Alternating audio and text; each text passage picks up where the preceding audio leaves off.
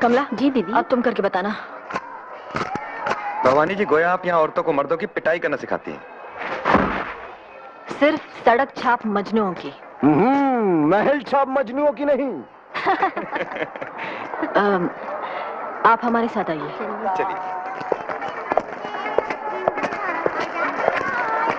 यहाँ हमने औरतों के लिए डॉक्टरी और कानूनी सलाह देने का इंतजाम किया है। आइए। दर्द देने वाले दवा बंटवाएं तो पुण्य होता है भिक्टरी विनायक, और ना इंसाफी करने वाले कानूनी सलाह दिलवाएं तो और जास्त पुण्य होता है।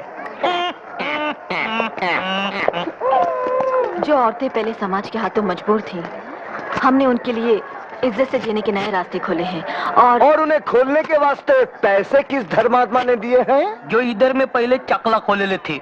इंस्पेक्टर, आपको यहाँ कोई काम है? है ना, सलाम करना है कंगला टोला के नए दादा इस नई दादी को।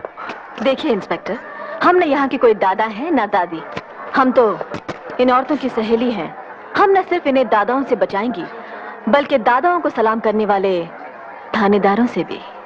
वाह वाह, उठ गई दुनिया से राहो रस्में यारी। हाय हाय। आपने कुछ कहा? जी हाँ, कह रहा था कि आप भी एक मोहरा बन गई हैं किसी की राजनीतिक शतरंज का।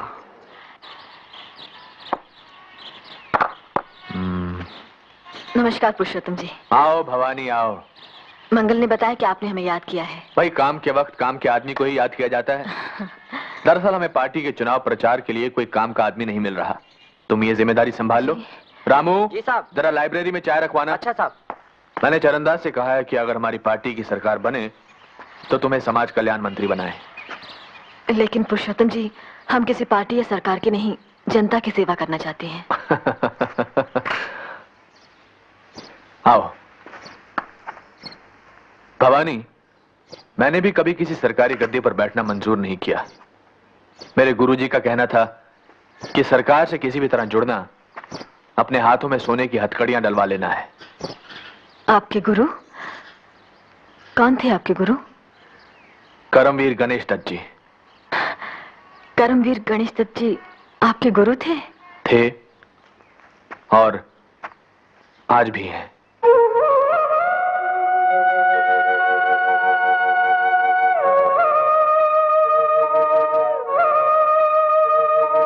देखो भवानी, मुझे मालूम है कि तुम्हें मेरे सहारे की जरूरत नहीं, लेकिन यकीन मानो, भ्रष्टाचार से लड़ने के लिए मुझे तुम्हारे सहारे की सख्त जरूरत है। हम राजनीति से हमेशा दूर रहती आई हैं। हमारे पिताजी कहा करते थे कि इस देश को पार्टीबाज राजनीति की नहीं, बल्कि गरीब नवाज नीति की जरूरत है। पुरुषोत्तम जी की इस मंच से अगर हम बोल रही हैं, तो सिर्फ इसलिए कि ये मंच चुनाव लड़ने का नहीं, भ्रष्टाचार से लड़ने का मंच है। भाइयों और बहनों, भ्रष्टाचार को मिटाने के लिए, भारत को फिर से भारत बनाने के लिए पुरुषोत्तम जी के हाथ को मजबूत कीजिए।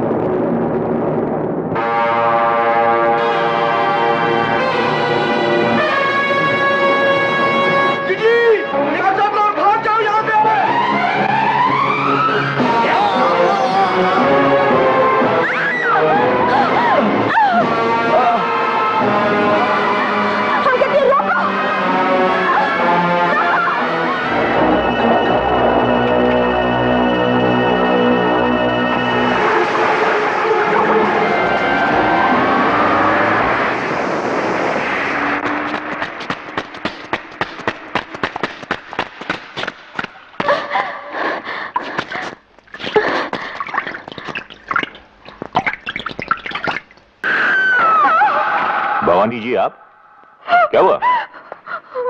वो फतेह दादा ने income tax officer Keshav Kumar का खून कर दिया। फतेह दादा ने? लेकिन वो तो हवालात में बंद है। हम इतना जानते कि खून उसी ने किया। लाश को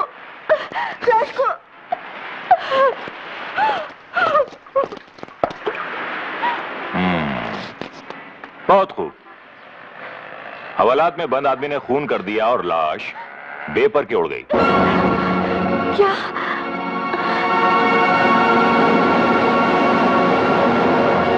क्या ये सच नहीं है कि एक दिन सुधा ने अपने पति केशव के साथ आपको रंगे हाथों पकड़ा था?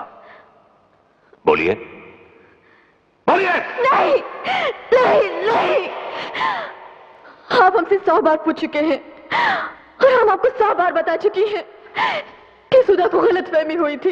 कातिलाना क्लाइमेक्स तक पहुंची आपके पगले प्रेम की दर्दनाक दास्तान अब सुनाई डालिए। आपका बयान तो कुछ यूं होना चाहिए कि जब मैंने जवानी की दहलीज पर कदम रखा तो पिताजी केशव नाम के एक अनाथ लड़के को घर ले आए। राखी बंधवाकर वो मेरा भाई बन गया। लेकिन इस पवित्र रिश्ते की आड़ में मैंने उससे नाजायज ताल्लुकात कायम कर लिए। 4 महीने पहले मुझसे ऊब कर उसने किसी और से शादी कर ली।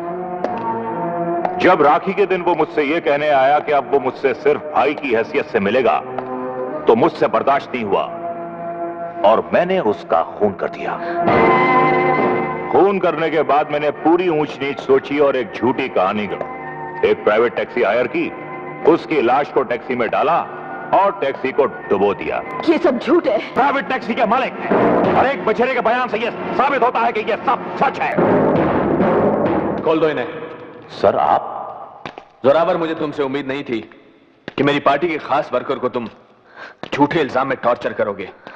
सॉरी सर, गलती हो गई, माफ कर दीजिए। माफ तो तुम्हें भवानी करेगी। भवानी, मैं माफी चाहता हूं इस पुलिस ऑफिसर की ओर से, अपनी पार्टी की सरकार की ओर से और खुद अपनी ओर से। मार दिया जाए कि छोड़ दिया जाए, बोल तेरे साथ क्या सुलूक किया जाए। मार दिया। आओ फतेह आओ। नमस्ते। मैं तुम्हारा इंतजार कर रहा था। कैसे हो? बस आशीर्वाद है आपका। अरे अरे भाई, बहुत बहुत शाबाशी और बहुत बहुत शुक्रिया। आओ बैठो बैठो। नहीं, अरे बैठो भाई। यहीं ठीक यहाँ। भाई मंगल। हाँ जी, ये लो। ये लो। अरे इसकी क्या जरूरत? अरे रखो रखो। अब आगे के लिए क्या हुक्म है हुजूर? हुक्म क्या है, बस लंबी तान कर सो जाओ।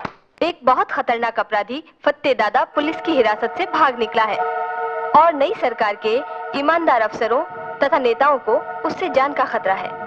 यदि फतेह दादा कहीं भी किसी को दिखाई दे तो कृपया 100 पर फोन कर दें। सूचना समाप्त। ये क्या हो रहा है? एक नाटक, सनसनीखेज सा। क्या मतलब? पुलिस?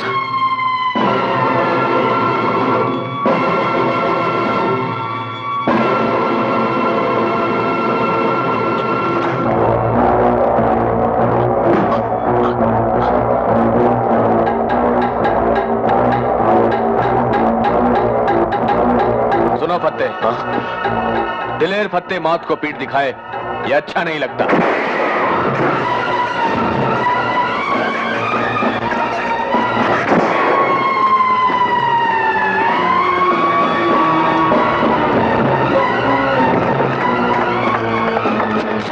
जोरावर सिंह ईमानदार केशव का हत्यारा मुझे मारने आया था मगर खुद मारा गया।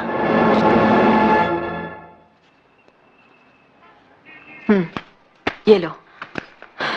अच्छा तो हम चलती हैं। दीदी, एक बात और थी। बोलो। हम यहाँ आज शाम आपका जन्मदिन मना रहे हैं। हमने पुरुषोत्तम जी को भी बुलाया है। अरे यार, तुम भी हद करती हो। हम कोई बच्ची है जो हमारा जन्मदिन मना रही हो? हाँ मैडम, जब तक आप बच्चों की मां नहीं बनेंगी बच्ची ही कहलाएंगी। आपको यहाँ किसने बुलाया है? लो, आप भूल गई? पुरुषोत्तम जी का हुक्म है कि अफसर लोग आकर आप ही को रिपोर्ट दें। तो आप लिख कर भेज सकते थे जैसे औरों ने भेजी है? ये मैडम, मेरी लिखावट तो डॉक्टर की प्रेस्क्रिप्शन की तरह है जो खुद को समझ नहीं आती। मुख्तसर सी रिपोर्ट है, मुंह ज़बानी सुन लीजिए। सुनाइए। पुरुषोत्तम जी के राज में गाड़ियां टाइम से मतलब 5 मिनट पहले छूट रही हैं और बाबू लोग दफ्तर में टाइम से मतलब 10 मिनट पहले पहुंच रहे हैं। गुंडागर्दी की दुनिया में हर छोटी मछली बड़ी मछली के पेट में पहुंच चुकी है। और हाँ, घूस लेते हुए पकड़े जाने का डर दुगना हो गया है, इसीलिए घूस की रेट चौगनी हो गई है। हर निकम्मा ऑफिसर रिटायर किया जा रहा है और काम का ऑफिसर उसी को समझा जा रहा है जो पुरुषोत्तम जी के लिए पैसे जुटाए। इंस्पेक्टर आशुतोष, आप तो यही समझते हैं ना कि दुनिया का हर इंसान आपकी तरह नाकारा और बेईमान है? अरे नहीं मैडम, नहीं। मैं समझता हूं इस दुनिया में 1 लाख में से फकत 99,999 इंसान बेईमान होते हैं। एक आपके जैसा नादान भी होता है जो हर बेईमान को ईमानदार समझता है। आप अपनी अक्लमंदी समेत फौरन यहां से चले जाइए।